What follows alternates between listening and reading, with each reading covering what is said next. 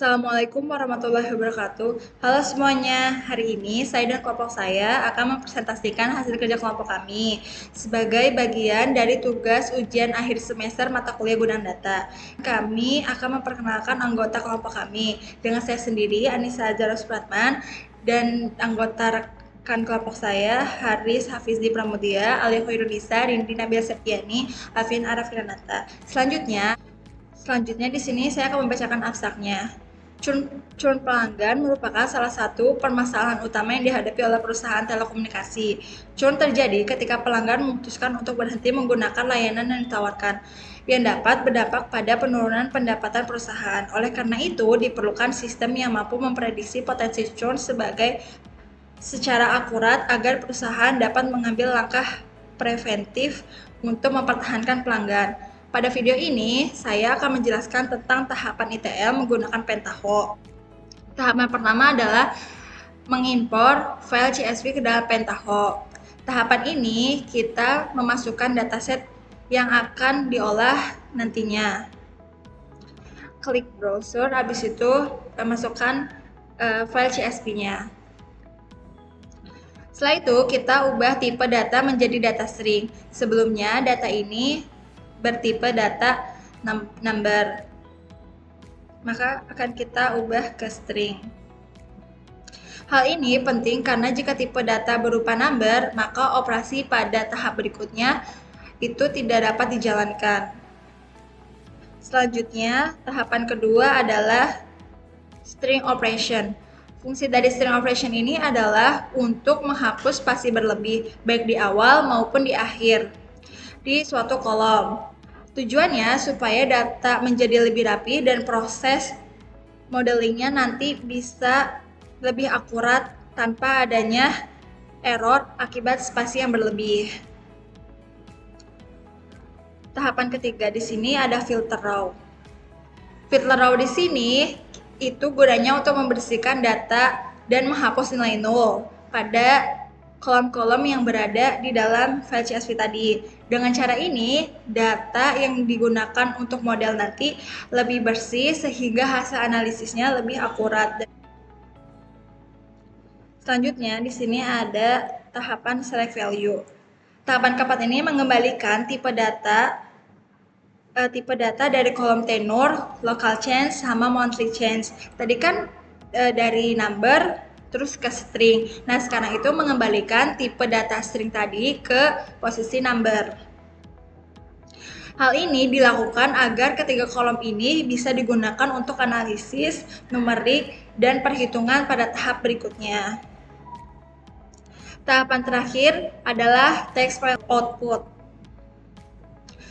Pada tahap ini, hasil transformasi data tadi itu yang udah telah dibersihkan, kemudian disimpan kembali pada format CSV agar bisa digunakan pada proses modeling atau analisis selanjutnya. Setelah tahap itu semua sudah dilakukan, maka tahapan selanjutnya adalah menjalankan tahapan-tahapan yang tadi. Bisa dilihat bahwa tahapan-tahapan tadi sudah berhasil dengan adanya di sini. The transformation has finished. Ini sudah bisa dilanjutkan ke tahapan berikutnya untuk analisis selanjutnya. Untuk langkah selanjutnya, di sini saya mengakses Google Drive untuk memuat dataset yang sudah di ETL sebelumnya. Lalu di sini saya menampilkan dan membaca dataset tersebut. Pada dataset ini terdiri dari 7.032 rows dan 21 columns. Pada dataset tersebut terisi customer ID. Customer ID ini ID unik pelanggan, lalu ada gender, jenis kelaminnya, ada senior citizen. Senior citizen ini status warga seniornya, lalu partner, apakah memilih pasangan atau tidak, lalu ada depends. Depends ini memilih tanggungan kayak anak atau keluarga kayak gitu. Lalu ada tenure ini lama berlangganan dalam bulan. Lalu ada phone service, apakah menggunakan layanan telepon atau tidak. Lalu multiple lines. Multiple lines ini apakah memiliki lebih dari sambungan telepon? Memiliki lebih dari satu sambungan telepon gitu. Lalu internet service. Internet service ini jenis layanan internet seperti DSL, fiber optik atau enggak gitu. Lalu ada online security. Online security ini jenis layanan internetnya, layanan keamanan online. Lalu ada online backup. Online backup itu layanan backup data online. Lalu ada device protection. Device protection ini proteksi perangkat. Lalu ada tech support. Tech support ini layanan dukungan teknis.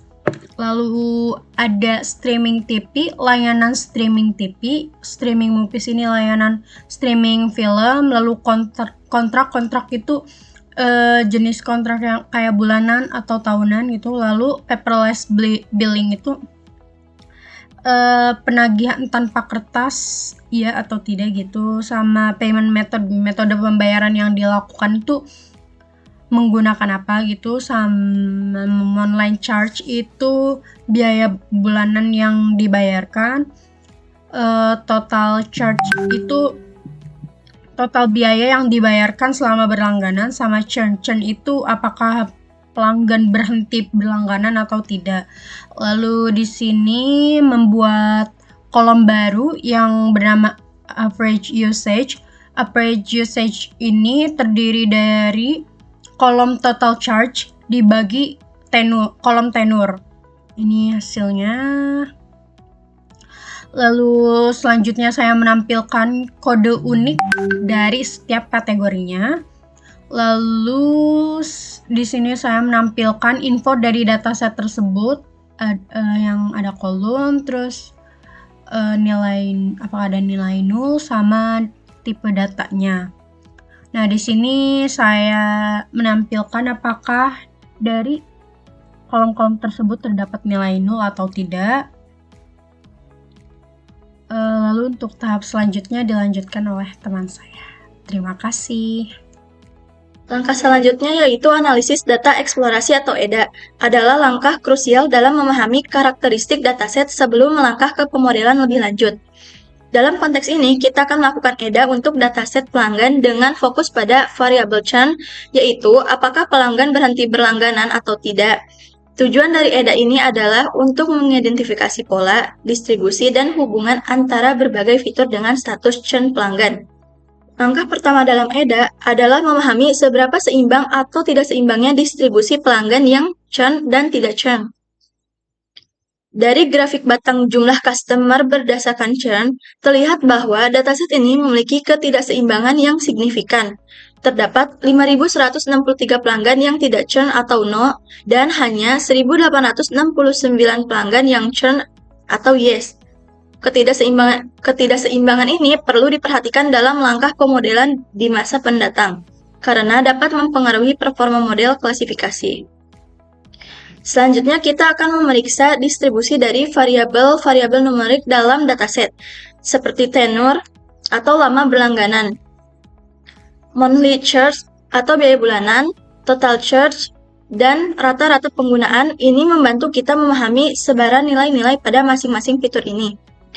Distribusi kolom tenur menunjukkan bahwa banyak pelanggan baru dengan tenur rendah, dan ada juga lonjakan pada tenur yang lebih tinggi, kemungkinan pelanggan setia.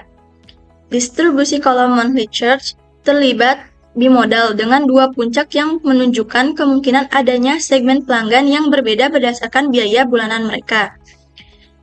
Kemudian distribusi kolom total charge mirip dengan tenur. Banyak pelanggan dengan total charge rendah atau mungkin karena baru berlangganan, dan sebaran semakin menurun seiring meningkatnya total charge. Distribusi kolom juga menunjukkan pola bimodal yang mungkin mengindikasikan adanya dua kelompok utama dalam rata-rata penggunaan layanan.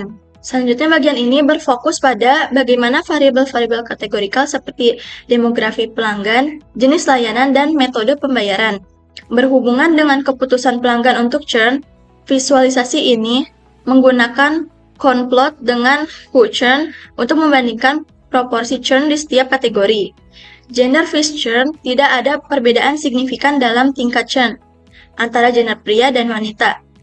Proporsi churn relatif sama untuk keduanya. Senior Citizen Fish Churn, pelanggan non-lansia memiliki tingkat churn yang lebih tinggi dibandingkan dengan lansia. Ini menunjukkan lansia mungkin lebih rentan untuk churn. Kemudian partner atau dependent churn. Pelanggan yang tidak memiliki partner atau dependent cenderung memiliki tingkat churn yang lebih tinggi. Ini bisa mengindikasi bahwa pelanggan tanpa ikatan keluarga mungkin lebih mudah berganti penyedia layanan. Phone service atau multiple lines churn.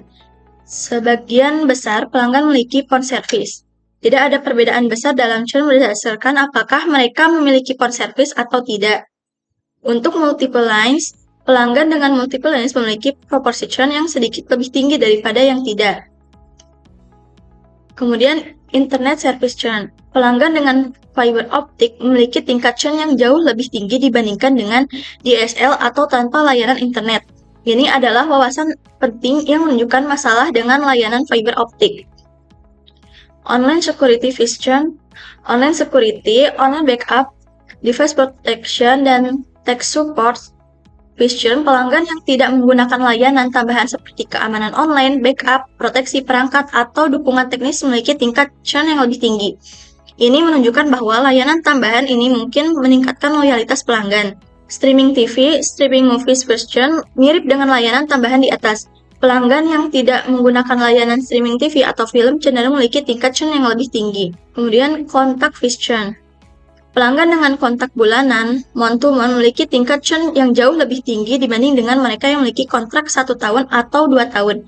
Kontrak jangka panjang secara signifikan mengurangi kemungkinan churn. Kemudian pelanggan yang menggunakan paperless billing memiliki tingkat churn yang lebih tinggi. Ini bisa jadi karena mereka lebih melek teknologi dan mungkin lebih mudah membandingkan dan beralih layanan. Yang terakhir yaitu payment method fish churn. Pelanggan yang menggunakan electronic check sebagai metode pembayaran memiliki tingkat churn yang paling tinggi. Ini adalah temuan penting yang mungkin memerlukan penyelidikan lebih lanjut terkait pengalaman pembayaran ini. Metode pembayaran lain seperti mail check, bank transfer, dan credit card atau automatic menunjukkan tingkat churn yang lebih rendah. Dari serangkaian visualisasi ini, kita mendapatkan wawasan berharga tentang faktor-faktor yang mungkin mempengaruhi churn pelanggan. Beberapa temuan kunci meliputi ketidakseimbangan kelas churn dalam dataset, pelanggan dengan tenur rendah, dan total churn rendah cenderung churn.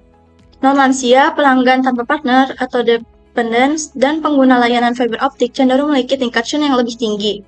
Layanan tambahan atau keamanan, backup, support, streaming, dan kontrak jangka panjang berkorelasi dengan churn yang lebih rendah. Metode pembayaran elektronik check memiliki tingkat churn tertinggi. Untuk langkah selanjutnya adalah kita mengidentifikasi kolom-kolom mana saja yang sebenarnya merupakan variabel kategorikal yang akan kita ubah menjadi format numerik. Baris kode ini sebenarnya adalah variabel yang menyimpan daftar-daftar nama kolom. Ini memastikan kita hanya akan menerapkan encoding pada kolom yang memang seharusnya diperlakukan sebagai kategori dan mengecualikan kolom-kolom seperti customer ID yang merupakan ID unik serta kolom churn yang merupakan variabel target yang akan kita ubah secara terpisah. Untuk kode selanjutnya adalah kode ini seringkali data teks terutama variabel kategorikal yang memiliki spasi ekstra di awal atau akhir nilainya. Misalnya mail daripada male atau daripada male. Spasi ini bisa dianggap sebagai kategori yang berbeda oleh Python. Saya melakukan df call kode ini untuk menghapus spasi-spasi yang tidak perlu.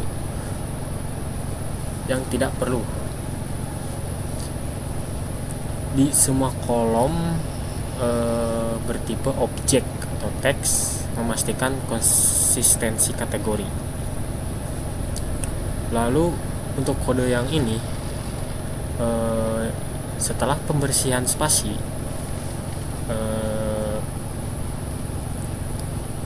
saya mengidentifikasi semua kolom kategorikal yang relevan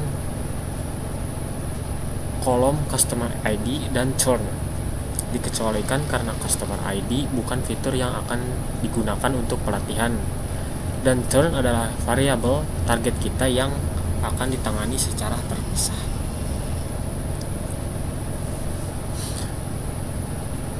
Algoritma machine learning sebagian besar tidak dapat langsung memproses data teks atau kategori. Mereka membutuhkan input berupa angka. Maka kami menerapkan one hot encoding menggunakan PD get dummies. Metode ini mengubah setiap kategori unik dalam kolom kategorikal menjadi kolom biner atau kolom biner baru yang berisi 0 atau 1. Misalnya kolom gender dengan nilai male dan female akan diubah menjadi 2 kolom baru, yaitu gender underscore male dan gender underscore female. Ini memastikan semua informasi kategorikal diwakili dalam format numerik yang dapat dipahami oleh model. Lalu untuk kode selanjutnya yang ini, variabel target churn awalnya berisi nilai teks yes atau no. Untuk keperluan model klasifikasi biner, kita perlu mengubahnya menjadi format numerik. Kami memetakan nilai no menjadi 0 dan yes menjadi 1. Angka 1 secara intuitif mempresentasikan kasus churn atau positif, sedangkan 0 mempresentasikan non-churn negatif.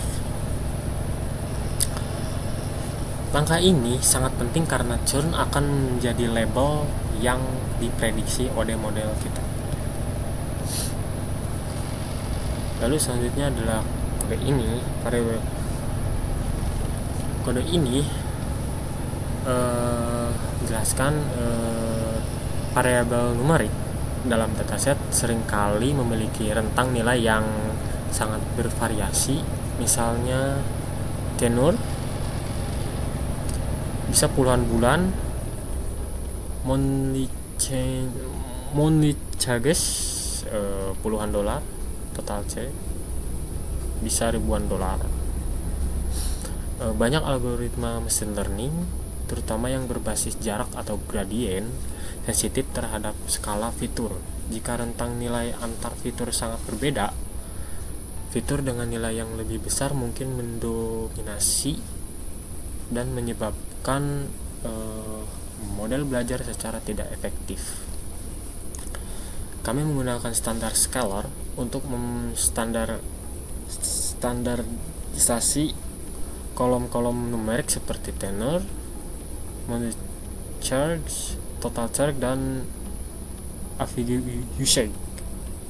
Penskalaan ini mengubah data sehingga memiliki rata-rata 0 dan standar deviasi, yaitu menempatkan semua fitur pada skala yang serupa. Ini membantu model belajar lebih efisien dan mencegah bias yang disebabkan oleh perbedaan skala.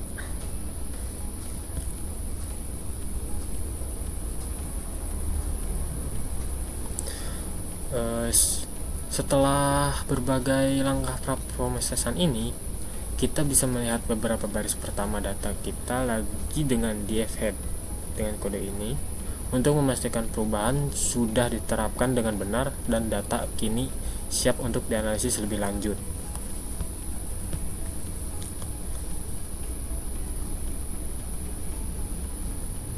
Lalu kode selanjutnya adalah ini.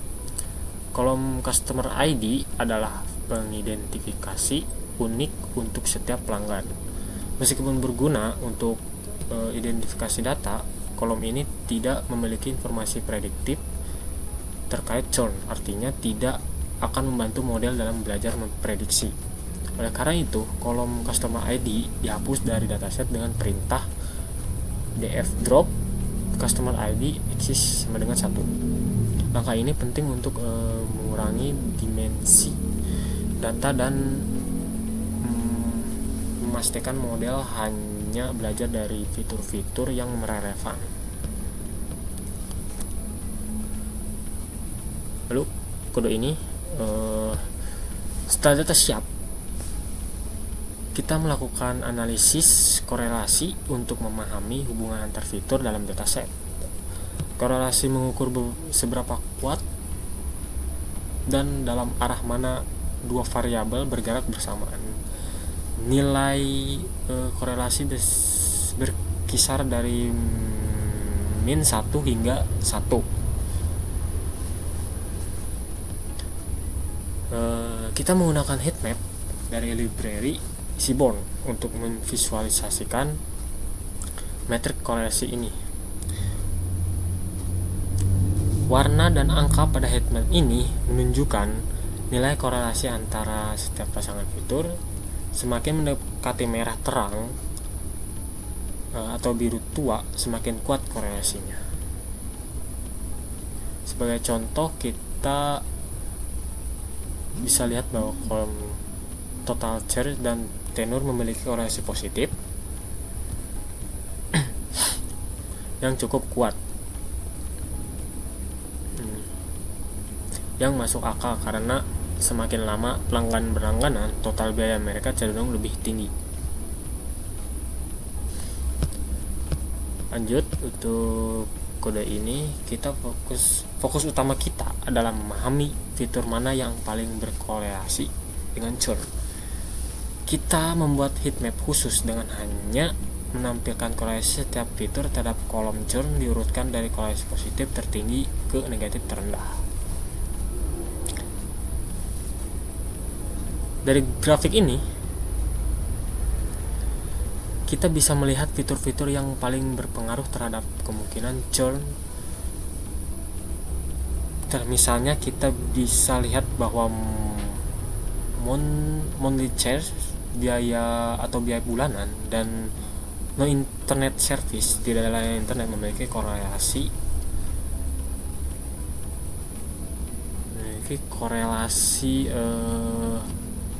positif yang cukup tinggi dengan churn.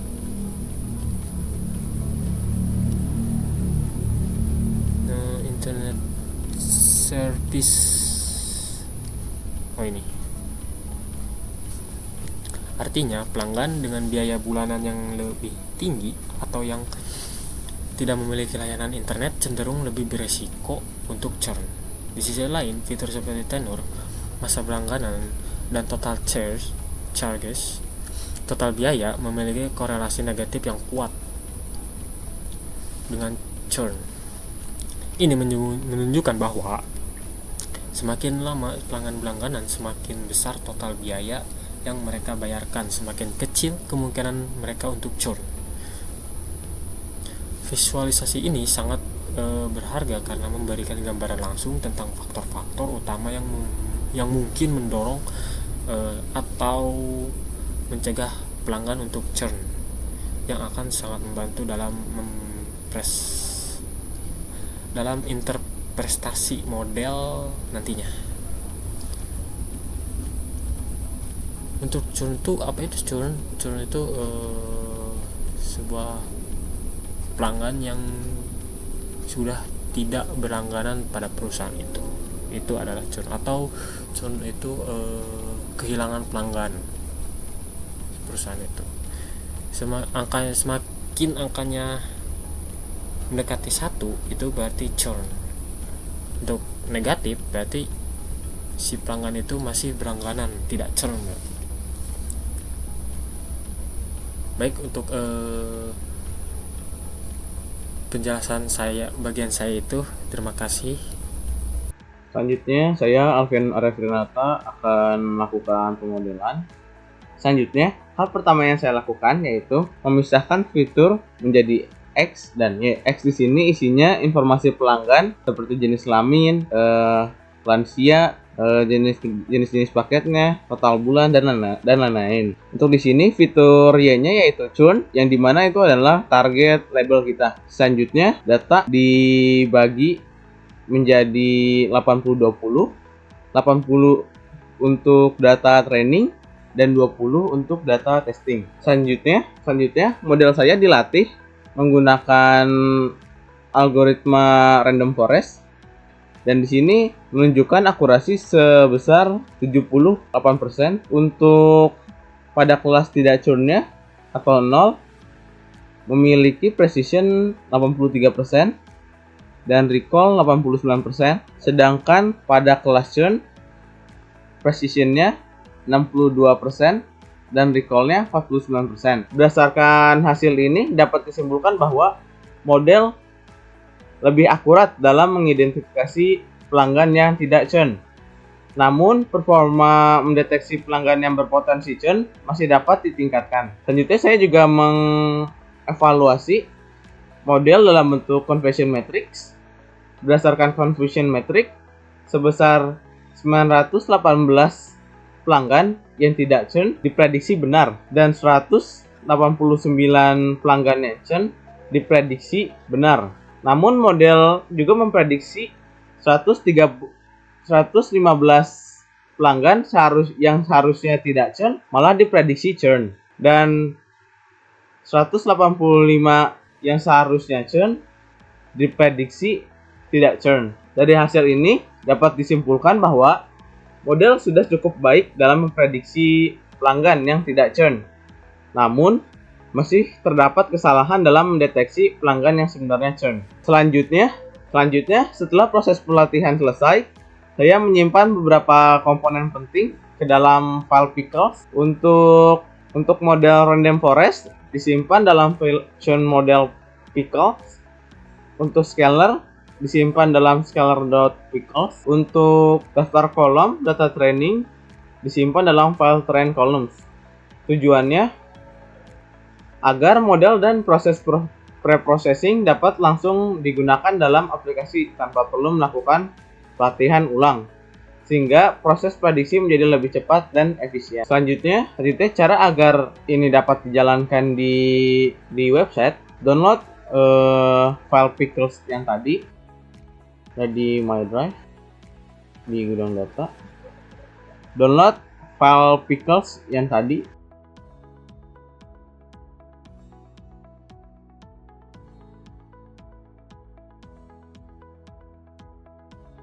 Selanjutnya kita ke file Explorer, copy hasil unduhan tadi, buat folder. Di sini saya sudah membuat foldernya, namanya GDT. Lalu paste, karena sudah ada kita skip aja. Saya mengembangkan sebuah aplikasi berbasis web menggunakan Streamlit untuk memudahkan pengguna dalam melakukan prediksi churn. Aplikasi ini menyediakan form input. Ini saya membaginya menjadi dua baris, berisi tentang gender, senior, partner, dependence, phone service, dan lain-lain, serta data numerik seperti tenure, monthly charge, dan total charge. Setelah itu data diinputkan. Setelah data diinputkan, data yang berupa numerik akan dinormalisasi menggunakan scalar, dan kolom yang menggunakan kategorikal akan melalui proses one-hot encoding sesuai dengan proses pre-processing pada data training sebelumnya. Selanjutnya, model yang telah disimpan kemudian memprediksi churn pelanggan secara real-time dan menampilkan probabilitas churn dalam bentuk persentase. Untuk cara mencobanya, kita ketik di sini Streamlit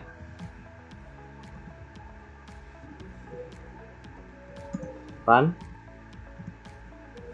Di sini menjalankan file Python-nya.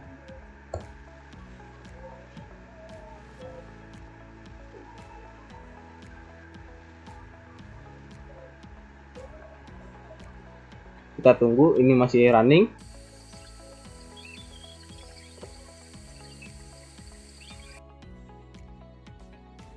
Selanjutnya kita coba. Di sini kita pilih gendernya female. Dengan citizenship-nya yes, partnernya no, defense-nya yes, defense-nya no, conservation-nya yes, multi-defense lainnya yes, internet service-nya fiber optic, online security-nya no aja, dengan backup-nya no. Rata-rata pemakaiannya misalnya 5.000.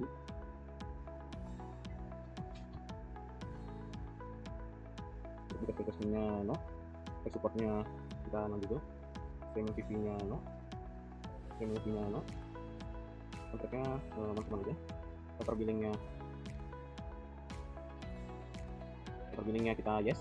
Selanjutnya misalnya kita coba di 2 bulan, monthly charge-nya 200.000 misalnya, ininya 2 juta. Kita coba prediksinya.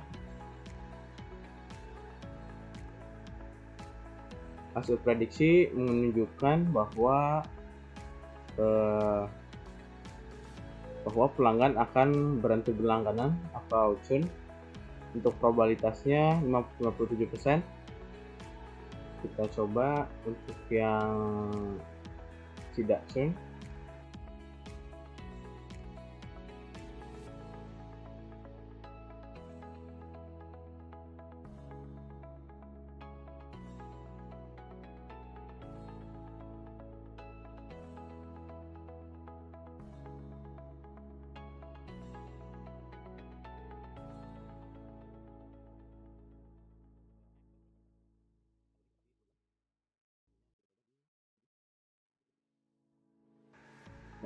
Kita coba prediksi. Nah, di sini pelanggan tidak berhenti berlangganan atau tidak churn. Untuk dia churnnya itu sebesar, untuk churnnya itu atau berhenti berlangganannya itu sebesar 20%. Berarti dia 80% tidak akan berhenti berlangganan. Selanjutnya, seperti yang telah disampaikan oleh Haris dan Alia sebelumnya, faktor utama yang meningkatkan resiko churn adalah kontrak yang rendah. Di sini tadi kan yang churn itu month to month ya, itu beresiko churn atau kehilangan pelanggan.